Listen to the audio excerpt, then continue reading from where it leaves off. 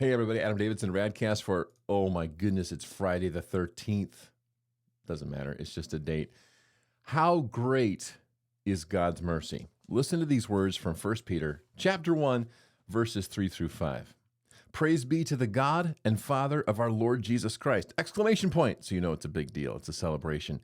In his great mercy, he has given us new birth into a living hope through the resurrection of Jesus Christ from the dead, and into an inheritance that can never perish, spoil, or fade. This inheritance is kept in heaven for you, who through faith are shielded by God's power until the coming of the salvation that is ready to be revealed in the last time. And that's the word of the Lord. And together we say, thanks be to God. How great is God's mercy? Now remember our definition of terms here.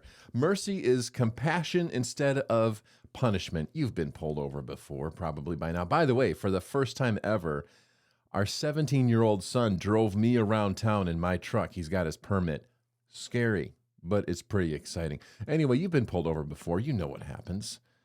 You probably try to explain why you shouldn't get a ticket, or at least you're, hoping that the police officer will be merciful. So this is what it is.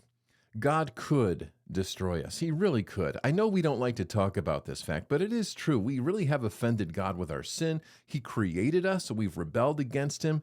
He could destroy us, but he doesn't. Mercy is to show compassion instead of punishment. It's where you get off with a warning, or you don't get in trouble for that thing you should have gotten in trouble for, and you're so overwhelmed with relief that you just want to move on with your life and get on out of here and never speak of it again. And you feel deep down that you have this release for something, and you're like, man, I really dodged a bullet on that one. That's what God's mercy is.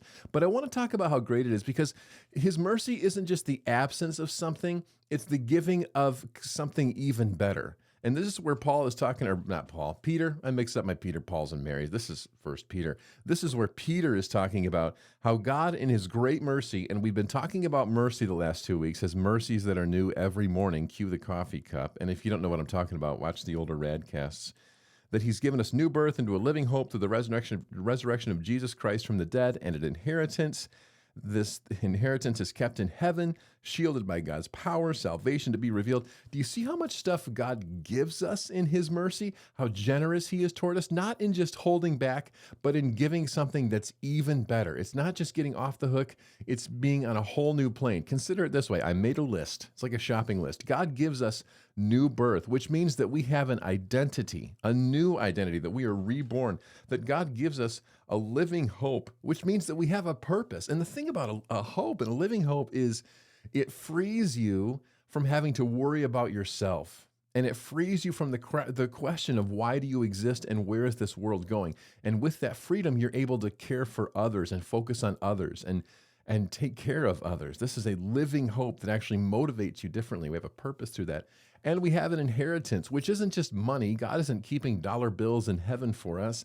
He's giving us spiritual riches, which is very, very, very important, because spiritual riches are at an all-time low. People have all kinds of identity issues. They're not really sure why they exist or what it is that motivates them.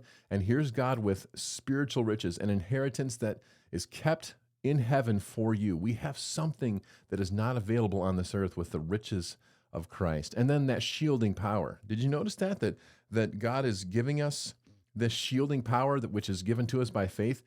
I have a question. Why do you need a shield? You need a shield if you're going into battle. What's the battle? It's all around us. It's even in us.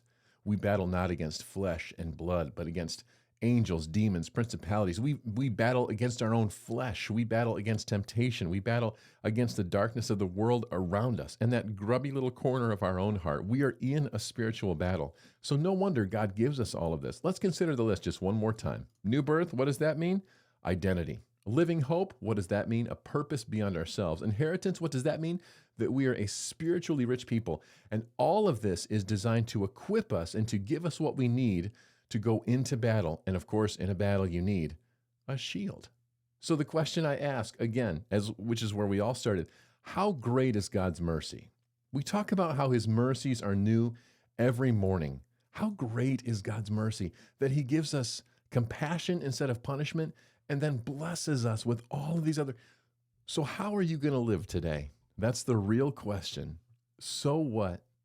Do you have everything you need to live a life of radical, victorious, obedient, joyful faith? We do. And now, by God's grace and because of his mercy, let's go and live it. That's RadCast.